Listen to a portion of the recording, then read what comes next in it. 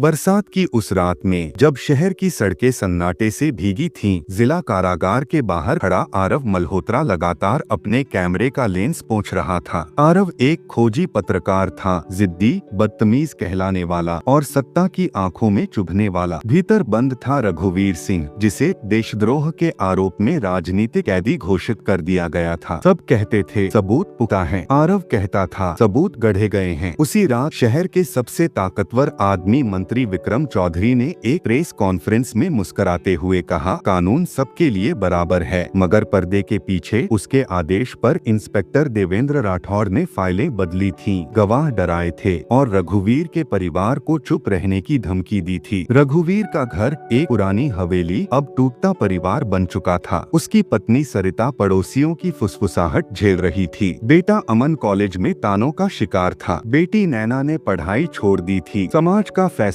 पहले ही सुनाया जा चुका था। इसी शहर में शांत लेकिन सख्त इरादों वाली अनन्या वर्मा, एक तेज तर्रार IAS अधिकारी, नई तैनात हुई थी। उसकी पहचान थी कानून से समझौता नहीं। मंत्री चौधरी उसे कागजी शेरनी कहते थे और अनन्या उनके लिए खतरा थी। पहली ही बैठक में अनन्या ने जेल मामलों की समीक्षा मांगी। इंस्पेक्टर राठौड़ की आंखों में बेचैनी उतर आई। आरव ने जेल के एक सफाई कर्मी से चोरी छिपे बात की। उसे पता चला CCTV फुटेज के कुछ हिस्से गायब हैं। जब आरव ने पुलिस स्टेशन में सवाल पूछे तो उसे धक्का देकर बाहर निकाल दिया गया। ज्यादा हीरो मत बनो, राठौड़ ने कहा, वरना तुम्हारी भी कहानी लिख दी जाएगी। उसी शाम आरव की अपनी जिंदगी में तूफान उठा। उसकी माँ शोभा ने रोते हुए कहा, क्यों हर बार मुसीबत मोल लेते हो? तुम्हारे पिता इसी लड़ाई में टूट गए थे। आरव चुप रहा। पिता का नाम सुनते ही उसकी आंखों में पुराना दर्द चमक गया। एक अधूरा सच। अनन्या ने फाइलें पलटीं और एक विसंगति पकड़ी, गिरफ्तारी की तारीख और मेडिकल रिपोर्ट के समय में अंतर। उसने आधिकारिक जांच के आदेश दिए। मंत्री चौधरी का फोन आया, मैडम सिस्टम समझिए। अनन्या ने कॉल काट दी। रात को आरव को एक अनजान नंबर से मैसेज मिला, अगर सच चाहिए तो पुराने कोर्ट रिकॉर्ड्स देखो, केस नंबर 11298। आरव सन्न रह गया। वही साल, वही नंबर, जहां उसके पिता का नाम भी दर्ज था। अगली सुबह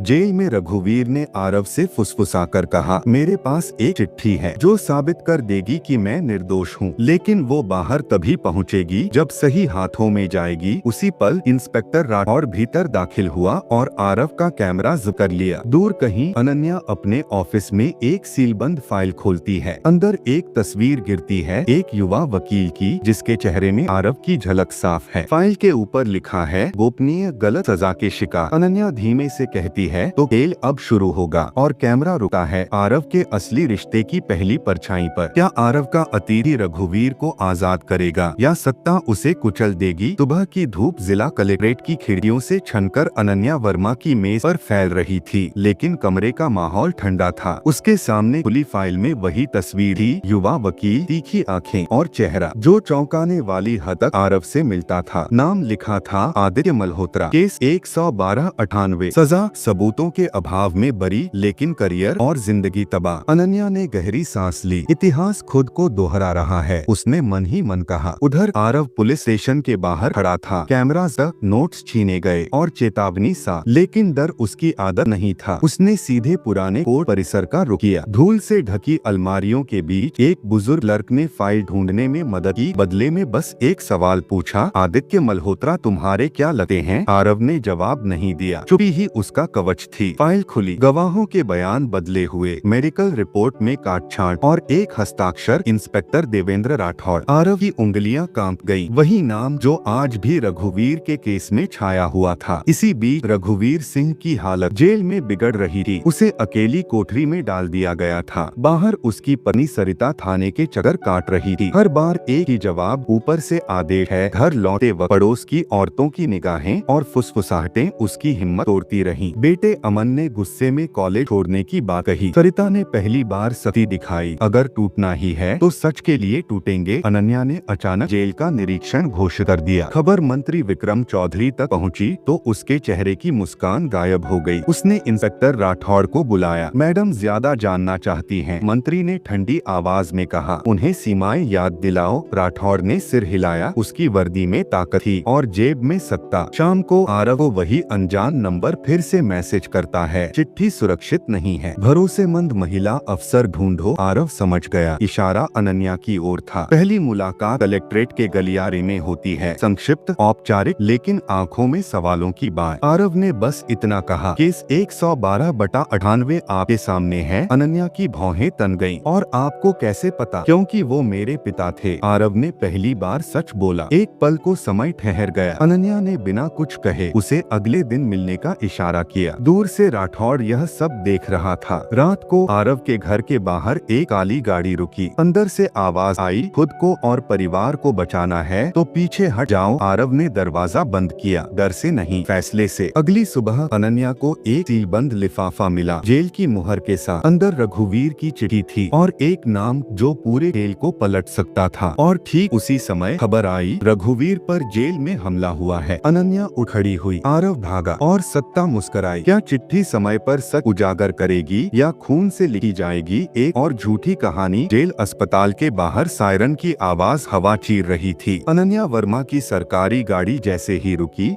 उसके चेहरे पर अफसर नहीं, एक इंसान की चिंता साफ दिख रही थी। अंदर स्ट्रेचर पर पड़े रघुवीर सिंह की हालत नाजुक थी। सिर पर गहरी चोट, होंठ सूखे और आंखों में अजीब सी जिद। आरव दौड़ता हुआ पहुंचा। डॉक्टर ने बस इतना कहा, वक्त पर ले आए वरना वाक्य अधूरा रह गया। आरव की उंगलियां मुट्ठी में बंद हो गईं। यह हमला इत्तेफाक नहीं था, यह चेतावनी थी। अनन्या ने मौके पर ही जांच अपने हाथ में ले ली। सीसीटीवी फुटेज मांगी गई। जवाब वही पुराना, कैमरा खराब था। अनन्या की आंखें सक हो गईं। अजीब बात है, उसने ठंडी आवाज में कहा, जहाँ जहाँ सच चोट खाता है वहाँ कैमरे हमेशा खराब मिलते हैं। इंस्पेक्टर देवेंद्र राठौड़ भी पहुँचा, चेहरे पर बनावटी चिंता। मैडम, जेल में झगड़े होते रहते हैं। अनन्या ने उसकी तरफ देखा। झगड़े में सबूत क्यों मिटते हैं? इंस्पेक्टर, पहली बार राठौड़ ने नजरें झुकाई। उधर रघुवीर का परिवार अस्पताल के बाहर टूटने की कगार पर था। सरिता ने आरव का हाथ पकड़ लिया। अगर मेरे पति को कुछ हुआ तो सच कभी बाहर नहीं आएगा। आरव ने धीमे से कहा, सच अब सिर्फ उनका नहीं रहा, ये सिस्टम का है। अनन्या ने आरव को अपने ऑफिस बुलाया। दरवाजा बंद होते ही उसने लिफाफा टेबल पर रखा। वही चिट्ठी मैंने पढ़ ली है, अनन्या बोली। इसमें एक नाम बार बार आता है, शशांक त्रिवेदी। आरव चौंका। मंत्री चौधरी का दाहिना हाथ और बड़ा बिजनेसमैन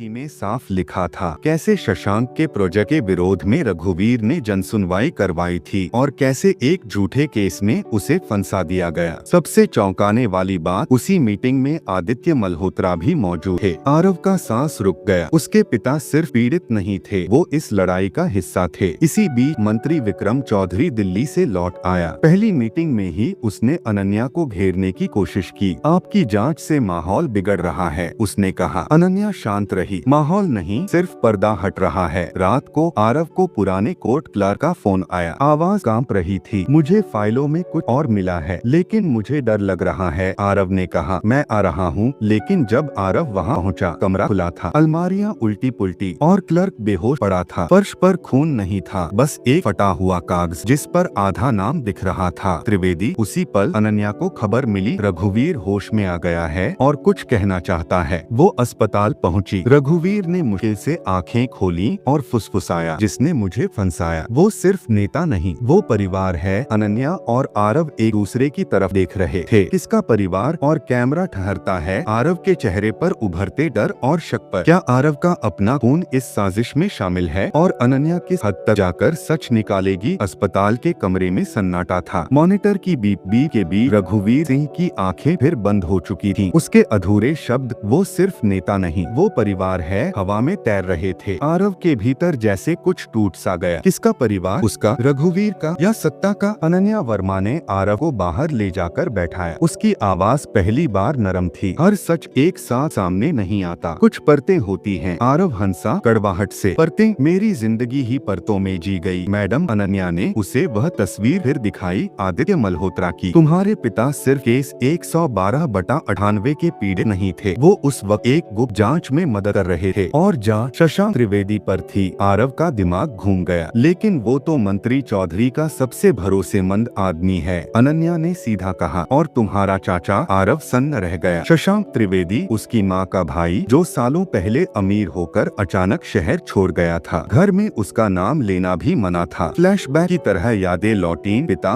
और चाचा की तीखी बहसें, माँ का रोना और फिर पिता पर लगा झूठा केस। आरव की आवाज कांप गई। तो मेरे अपने ही पिता को? अनन्या अनन्या ने बात पूरी नहीं की। सच कभी पूरा बोलने नहीं देता। उधर मंत्री विक्रम चौधरी ने हालात बिगड़ते देख आखिरी दाव खेला। मीडिया में खबरें चलने लगीं। पत्रकार आरव मल्होत्रा की संदिग्ध भूमिका, आईएएस अधिकारी अनन्या वर्मा पर पक्षपात के आरोप। इंस्पेक्टर राठौड़ ने आरव को थाने बुलाया। तुम्हारे खिलाफ सबूत हैं, उसने ठंडी मुस्कान के साथ कहा। आरव ने पहली बार खुलकर जवाब दिया, सबूत तुम्हारे हैं, सच हमारा। इसी बीच सरिता ने हिम्मत जुटाई। वह अनन्या से मिलने पहुंची और पहली बार बोली, मेरे पति के पास एक पेन ड्राइव थी। उन्होंने कहा था अगर उन्हें कुछ हो जाए तो ये अमन की किताबों में मिलेगी। अमन के कमरे से वह पेन ड्राइव मिली। अनन्या ने जब उसे चलाया तो कमरे में सन्नाटा छा गया। वीडियो में शशांक त्रिवेदी साफ दिख रहा था। जमीन घोटाले की मीटिंग, धमकियां और एक आवाज पीछे से, आदित्य मल्होत्रा की, कानून से ऊपर कोई नहीं। आरव की आंखों में आंसू थे लेकिन चेहरा मजबूत। मेरे पिता ने हार नहीं मानी, उसने कहा, पर जीत अभी दूर थी। उसी रात खबर आई, पेन ड्राइव की कॉपी मीडिया से पहले मंत्री चौधरी तक पहुंच चुकी है। अनन्या समझ गई सिस्टम के भीतर गद्दार है। और फिर सबसे बड़ा झटका, आरव की मां शोभा को हिरासत में ले लिया गया, आरोप सबूत छुपाने का। आरव भागता हुआ थाने पहुंचा। मां ने सलाखों के पीछे से बस इतना कहा, अब पीछे मत हटना। तुम्हारे पिता को यही डर था कि तुम टूट जाओगे। आरव की आंखों में डर नहीं रहा, बस आग थी। और शशांक त्रिवेदी की प्रेस कॉन्फ्रेंस से, जहां वो मुस्कुराकर कहता है, मैं ही हूँ वो परिवार और इस कहानी का अंत भी मैं ही लिखूंगा। क्या सत्ता का यह परिवार टूटेगा या सच फिर से कैद होगा? का शहर असामान्य रूप से शांत था, जैसे तूफान से पहले की खामोशी। शशांक त्रिवेदी की प्रेस कॉन्फ्रेंस हर चैनल पर चल रही थी। शब्द सधे हुए, चेहरा आत्मविश्वास से भरा। मेरे खिलाफ साजिश रची जा रही है, लेकिन इस बार कहानी उसके हाथ में नहीं थी। अनन्या वर्मा ने आधिकारिक आदेश पर विशेष जांच दल गठित कर दिया। उसने साफ कहा, अब कोई फाइल नहीं दबेगी। सत्ता के गलियारों में हलचल मच गई।